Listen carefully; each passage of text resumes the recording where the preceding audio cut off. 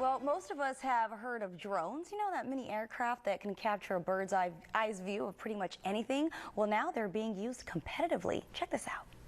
24.6. Yep, you're looking at video from yesterday's professional drone race at Ridgeview High School. Pilots showcased their drones flying through and around obstacles. Not only was this a chance to test their skills, but to also inform children about the benefits of drone racing as it relates to engineering and electronics.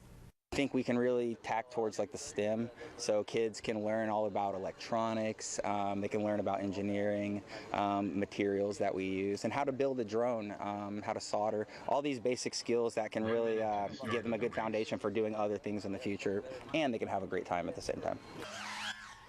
Wow, that's pretty cool. That is really cool. I want a drone, but they're so expensive, Yeah. and you know, clumsy is my middle name, so I'd hate to spend all that money.